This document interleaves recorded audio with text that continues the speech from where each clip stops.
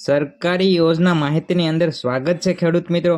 ખાસ કરીને આપણે ગઈકાલે એક વિડીયો અપલોડ કર્યો હતો કે મિની ટ્રેક્ટર સહાય યોજના વિશેની માહિતીનો, એટલે કે મિની ટ્રેક્ટર સહાય યોજનાની અંદર કઈ રીતે અરજી કરવી, કેટલા રૂપિયાની સહાય મળશે અને કયા ડોક્યુમેન્ટો સાથે અરજી કરવી। તો એક ખેડૂત મિત્રોની ખાસ કોમેન્ટ આવી હતી આપણામાં કે મોરબી ડિસ્ટ્રિક્ટની અંદર મિની ટ્રેક્ટર સહાય માટે અરજી કરી શકાય। તમે આ કોમેન્ટ જોઈ શકો છો, જે મેં સ્ક્રીનશોટ દ્વારા રજૂ કર્યું છે। બસ ખેડૂત મિત્રો, જો તમને કોઈ પણ સરકારી યોજના વિશેની માહિતીની અંદર ખબર ન પડે તો આવી જ રીતે કોમેન્ટ કરતા રહેજો, અમે તેનો જવાબ જરૂરથી આપશું। જો ખાસ કરીને માહિતી આપી દઈએ તો આ જે મિની ટ્રેક્ટર સહાય યોજના છે ગુજરાતની અંદર બધા જ જિલ્લાઓની અંદર ઉપલબ્ધ કરવામાં આવી નથી। આપણે જે માહિતી આપી હતી તે આઈ ખેડૂત પોર્ટલના માધ્યમથી આપી હતી, પરંતુ ગુજરાતની અંદર ઘણા બધા એવા જિલ્લા છે જેની અંદર અત્યારે મિની ટ્રેક્ટર સહાય યોજના લાગુ નથી। જો કે અત્યારે અરજી કરવાની લાગુ છે, પરંતુ બધા જ જિલ્લાઓમાં લાગુ નથી। કયા કયા જિલ્લાઓની અંદર મિની ટ્રેક્ટર સહાય માટે યોજના લાગુ છે તેની માહિતી આજના વિડીયોની અંદર જોવાના છે।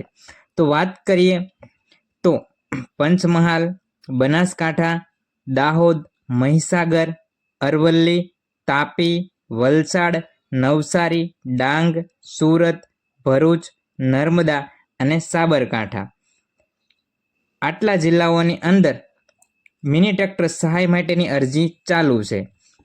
તો ખાસ કરીને વધુ માહિતી આપી દઈએ તો જો તમારે સચોટ માહિતી જોતી હોય તો તમે તમારા તાલુકાની અંદર જે ખેતીવાડીની કચેરી આવેલી હોય છે તેની મુલાકાત લઈ શકો છો।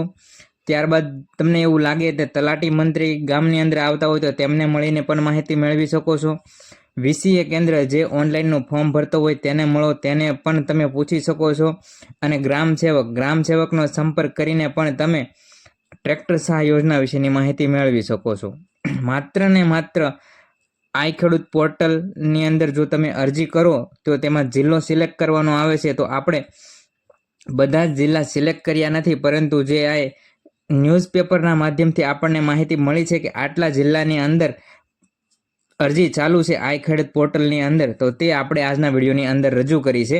કારણ કે મોરબી ડિસ્ટ્રિક્ટની અંદર મિની ટ્રેક્ટર સહાય યોજના ઉપલબ્ધ છે કે નહીં, આવી એક ખેડૂત મિત્રની કોમેન્ટ હતી, તો એનો જવાબ આપણે આપી દીધો છે। હવે ખાસ કરીને કોઈ પણ સરકારી યોજના વિશેની માહિતી હોય તે જોતી હોય તો આપણી ચેનલને સબસ્ક્રાઈબ કરી દેજો।